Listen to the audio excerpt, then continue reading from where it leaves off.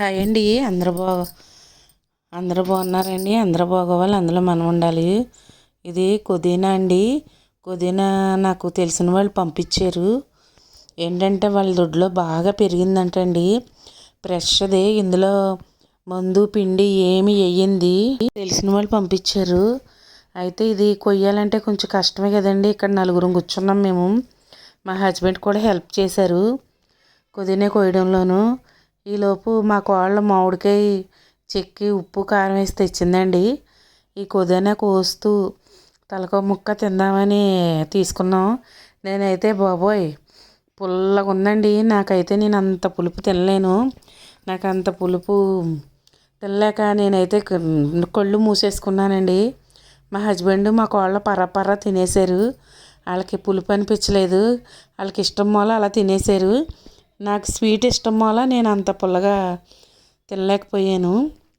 కానీ ఇప్పుడు వచ్చే మామిడికాయలు జీడితో ఉండేవి చాలా బాగుంటాయి కదండి. కోసేసిన తర్వాత శుభ్రంగా కడిగేసి ఒక క్లాత్ మీద వేసి మధ్యాహ్నం పొద్దున్నుంచి మధ్యాహ్నం వరకు అలా వదిలేసానండి. శుభ్రంగా డ్రై అయిపోయింది. ఈ పుదీనా ఎక్కువ ఉంది కాబట్టి 1/2 కేజీ చింతపండు నానబెట్టుకున్నానండి. నేను నానబెట్టుకోవడం కాదు, వేడి నీటిలో ఉడకబెట్టానండి. ఉడకబెట్టి పక్కన పెట్టాను. తర్వాత ఒక కప్పు ధనియాలు, ఒక స్పూను మెంతులు, ఒక స్పూను మినప్పప్పు అండి, 100 గ్రాముల ఎండుమిరగాయలండి, ఒక కప్పు ధనియాలను, ఒక స్పూను మెంతులు, స్పూను మినప్పప్పు, కొద్దిగా జీలకర్ర వేసానండి. ఫస్ట్ ఎండుమిరగాయలు వేగిపోయినాయి తీసాను. తర్వాత ధనియాలు, జీలకర్ర, మినపప్పు, మెంతులు వేపుతున్నాను. మెంతులు అంటే ఒక 1/2 స్పూన్ వేసి ఉంటే సరిపోద్దండి, ఎక్కువ అవసరం లేదు.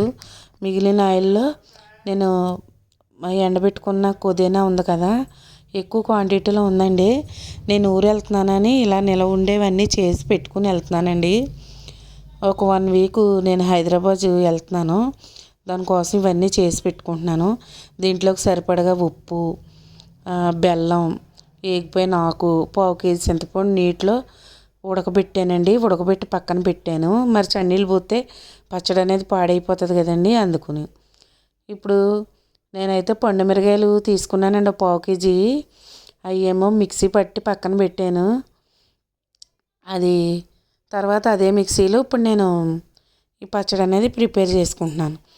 ఈ పచ్చడి అంతా ఆడుకుని వచ్చిన తర్వాత ఒక 2 వెల్లుల్లి రబ్బలు కచ్చాపచ్చాగా దంచుకుని ఆయిల్లో బ్రౌన్ కలర్ వచ్చే వరకు వేపుకొని అప్పుడు ఈ రుబ్బుకుని తెచ్చుకున్న పచ్చడి అంతా ఆయిల్లో వేసి ఒక 2-3 నిమిషాలు, ఒక 5 నిమిషాల వరకు చక్కగా ఫ్రై చేసుకోవాలండి. అలా ఫ్రై చేసుకుంటే మనకి మనం చింతపండు ఉడకబెట్టాము, ఎక్కడ చన్నీళ్ళు అనేది పోయలేదు.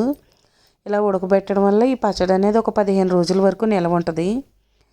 ఈ నూనెలో ఉడుకుతుంది కాబట్టి తేమ లేకుండా చూసుకోవాలి. మాడకుండా చక్కగా వేపేసి పక్కన పెట్టేసుకోవాలి. ఇది ఒకటి రెడీ చేశానండి. తర్వాత పచ్చిరొయ్యలు, గోంగూర ఒకటి వండాను.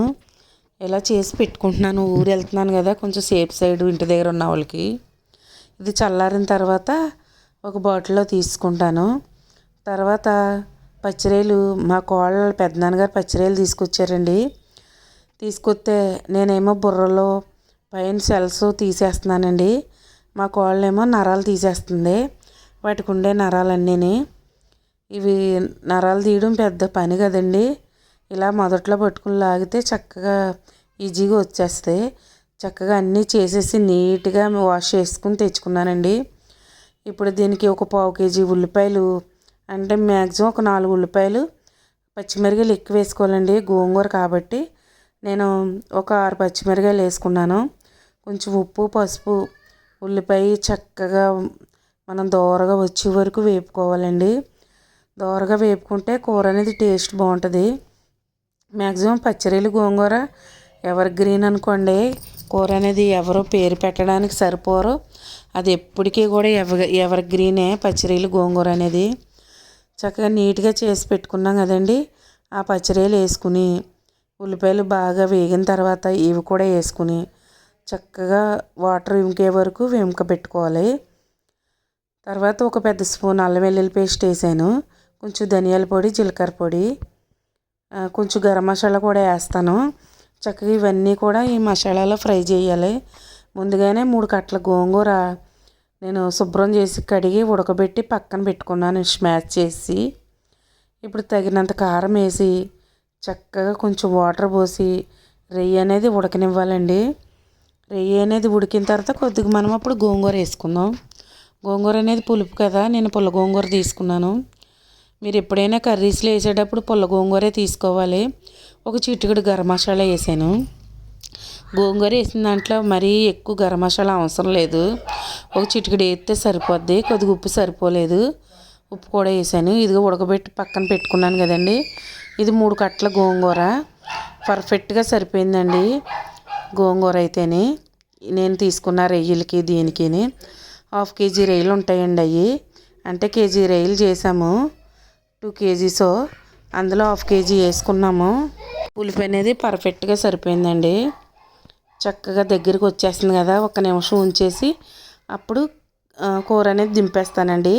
అప్పుడు మరీ గట్టిగా అవుతుంది కదా. చూడండి, నూనె తేరిపోయింది, కూర రెడీ అయిపోయింది. ఇప్పుడు దించి పక్కన పెట్టేస్తాను. మీకు గోంగూర రొయ్యలు ఎంతమందికి ఇష్టమో కామెంట్లో చెప్పండి. మా కోళ్ళకైతే చాలా ఇష్టమండి.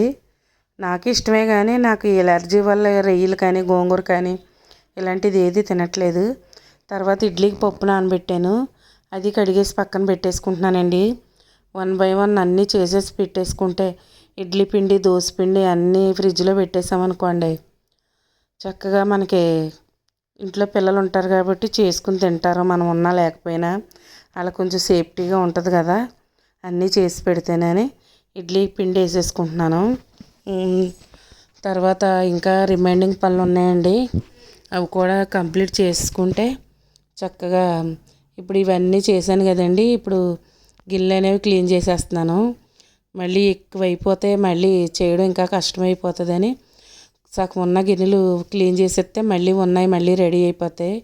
గ్యాస్ స్టవ్ అన్నీ క్లీన్ చేసానండి నీట్గానే. అన్నం అది పొంగిపోయింది, దానివల్ల చిరాగ్గా అయిపోయిందని పొయ్యి అనేది క్లీన్ చేసాను. ఇప్పుడు ఏంటంటే మీరు ఎవరైనా మా ఛానల్ ఫస్ట్ టైం చూస్తే సబ్స్క్రైబ్ చేసుకోండి. మా వంటలు అనేవి సింపుల్గా, ఈజీగా, టేస్టీగా ఉంటాయండి.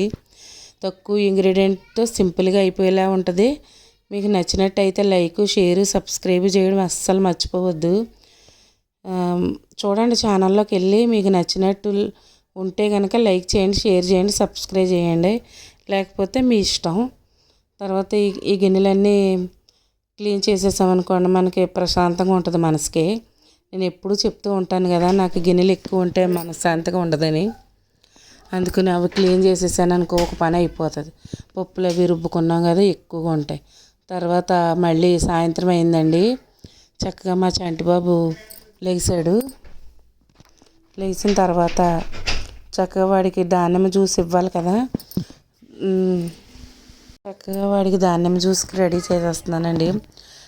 ఒక్కొక్కసారి దానిమ్మ, వేపిలు వేస్తాను, ఒక్కొక్కసారి ఉత్తి దానిమ్మ వేస్తాను. ఇలా చక్కగా ఇందులో నేనైతే తాటి బెల్లం వేసి చేసిస్తానండి. పిల్లలకి మంచిదంటండి తాటి బెల్లం వేయడం వల్ల, బ్లడ్ బాగా పడుతుందంట. నేను అందుకే ఇలా జ్యూసుల్లో పంచదార అది వేయను, పాల్లో కానీ జ్యూస్లో కానీ తాటి బెల్లం వేసి ఆడి చక్కగా వడపోసేసి తాగితే కాయలో తాగుతాడు, లేదంటే బాటిల్లో తాగుతాడండి. చక్కగా వాడికి లేచిన తర్వాత 4, 4:30కి ఇలా ఇస్తాను. తర్వాత ఏదైనా స్నాక్స్ ఉంటే పెడతాను, చక్కగా వాడు తింటాడు. ఇదంటే చాలా ఇష్టమండి, తాగుతాడు నీట్గానే. దానిమ్మ జ్యూస్ అంటే వాడికి. బాయ్ అండి. ఈ వీడియో నచ్చితే లైక్, షేర్, సబ్స్క్రైబ్ చేయండి.